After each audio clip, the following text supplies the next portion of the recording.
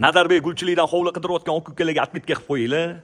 Xo'p, 7 xonali 2,5 sotuv ekan, bittasi 5 xonali ekan. Bu Hasan Husan ekan. Bu xonadonlar sotilgan, bu yoqlar burchaklar sotilgan, shu Hasan Husan kilo qolgan ekan. Buni narxini 7 xonaligini 60 ming dedilar. Aka, kelishtirib bering dedim, 56 ming qilib beraman dedilar. 5 xonaligini 50 ming qilib beraman dedilar. Ketdi, xonadonni obzor qilamiz. Yaxshi, Radnoy Abdallatoyim yaqinim, hovlini qarang. Juda bir chiroyli qurib qo'yishgan ekan, okalar. Samirmenniy hovli qarang, tiniq ekan lekin. Gap bo'lishi mumkin emas. Podur juda katta ekan. Buni ham bitta xona qilib qo'ysanglar bo'ladi, chiroyli qilib. Yozlarda muzdekkin o'tirasizlar. Mana bu yerda tapchanlarni qo'yib, hop, oshxonamiz. Bu ham bitta malarning ishlari ozgina qolgan. Bu yoq sanuzel. Hop, xonalar katta ekan. Yaxshi, okalar qarang, gips kardonlar tayyor.